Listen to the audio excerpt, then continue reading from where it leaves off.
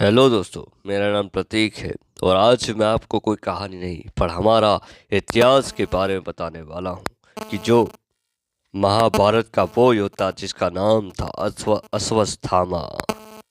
महाभारत एक ऐसा महाकाव्य है जो कि हिंदू धर्म का आधार है। महाभारत महाकाव्य श्री गणेश गणेश के हाथों से लिखा गया था और इस वेद व्यास ने बोला था। महाभारत में कौरव और पांडवों के बीच राज्य प्राप्ति के लिए युद्ध हुआ था और इस युद्ध में कौरवों की तरफ से गुरु द्रोणाचार्य ने भाग लिया था। द्रोणाचार्य के पुत्र अश्वत्थामा ने भी कौरवों की तरफ से ही युद्ध लड़ा था। अश्वत्थामा एक महान योद्धा था, पर आज हम आपको महाभारत के अमर योद्धा अश्वत्थामा के बारे में बताएंगे। अश्वत्थामा द्रोणाचार्य का पुत्र था। उसका जन्म महाभारत काल में यानी द्वापर युग में हुआ था।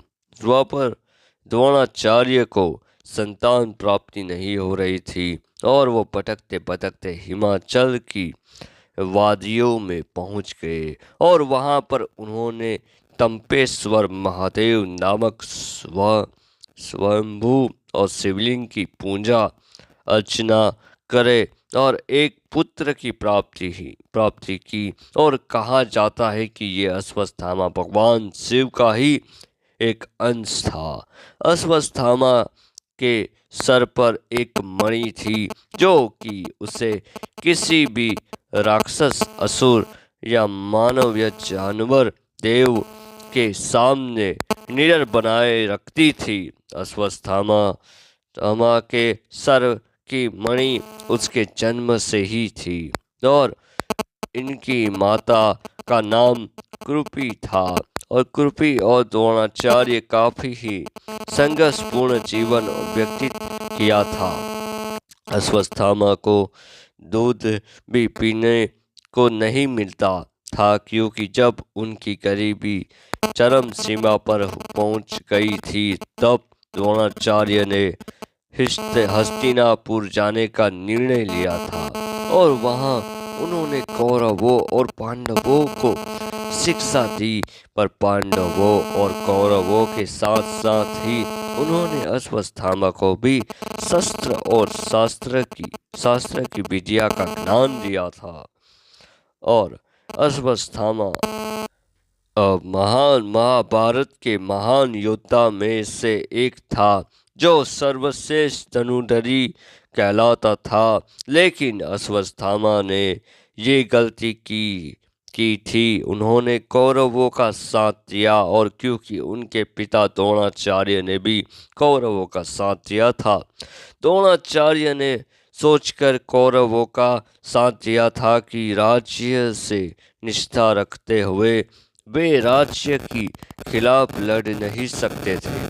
युद्ध के समय उन्होंने किसी भी कौरवों या अन्य योद्धा की जरूरत नहीं थी, पर द्रोणाचार्य अश्वत्थामा ही एक समय पांडवों की सेना पर भारी पड़ रहे थे और तब भगवान श्री कृष्ण को युक्ति आई कि उन्होंने सोचा कि क्या ना गुरुदेव को बल से नहीं छल से पर्याप्त किया जाए। भगवान श्री कृष्ण ने युधिष्ठिर से कहा कि आप गुरु द्रोण को कहिए कि अश्वत्थामा युद्ध में मारा गया है और जिससे गुरुदेव शोक में डूबकर अपने हथियार त्याग देंगे। और युधिष्ठिर ने कहा कि धर्म की रक्षा के लिए ही तो गुरुदेव के खिलाफ छल करने के लिए भी मैं तैयार हूँ।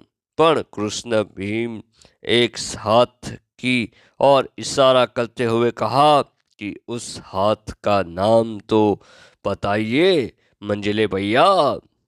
तो भीम श्री कृष्ण जी की युक्ति समझ गए और उससे हाथी को मारकर गुरु द्रोण के सामने चले गए और कहने लगे कि गुरुदेव, मैंने अश्वत्थामा को मार डाला पर द्रोणाचार्य को भरोसा नहीं हुआ और उन्होंने अपने साथी को कहा कि रथ को युधिष्ठिर की तरफ ले चलो।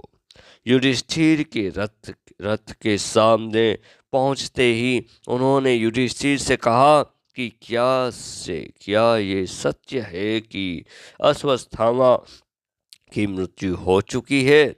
तब युधिष्ठिर ने कहा कि अश्वत्थामा मारा गया है, परंतु हाथी लेकिन लेकिन जिस व्यक्ति युधिष्ठिर ने कहा परंतु हाथी उस पर कृष्ण ने शंखनाद कर दिया था और जिससे गुरु द्रोण को लगा कि अश्वत्थामा उनका पुत्र मारा गया।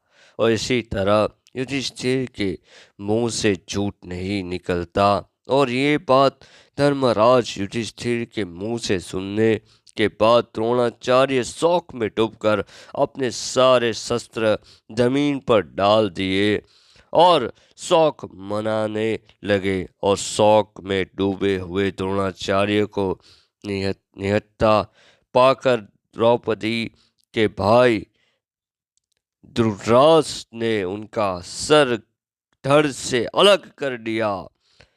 पिता की मौत से अश्वत्थामा बहुत ही गुस्से में थे और उसी पांडवों पर बहुत ही गुस्सा आ रहा था और उसने महाभारत के युद्ध के बाद ठान लिया कि वो पांचों पांडवों को मार डालेगा। और वो पांडवों के शिविर तक गया और द्रौपदी के बेटों को पांडव समझकर मार दिया।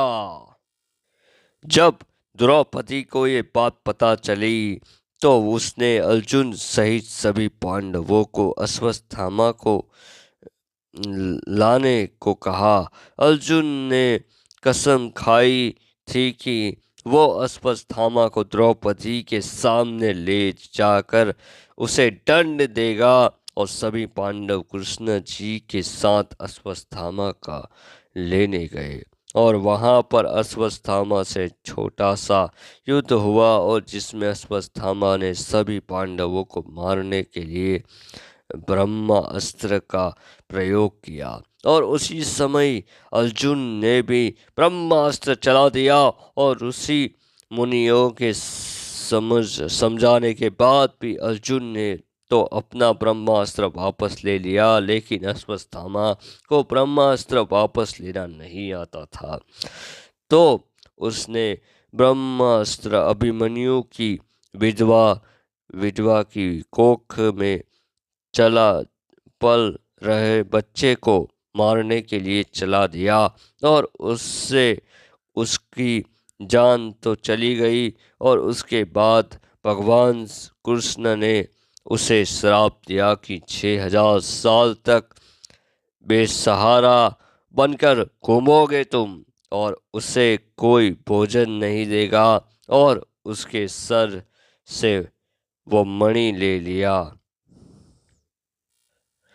सूत्रों से पता चलता है कि अश्वत्थामा की आज भी मध्य प्रदेश के कई जंगलों में होने की और देख जाने की खबर की पुष्टि की गई है।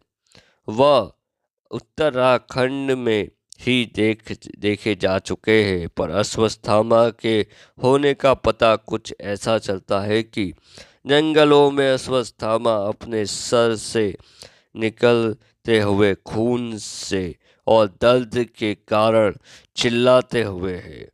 पर कहते हैं कि अश्वत्थामा आज भी मध्य प्रदेश के बुरहानपुर में उत्तावली नदी में स्नान करते हैं और शिव मंदिर में पूजा करते हैं। वहीं पास में एक पहाड़ों के बीच एक तालाब भी है जो कि कभी सूखता ही नहीं है, फिर चाहे वो कितनी भी गर्मी क्यों ना हो।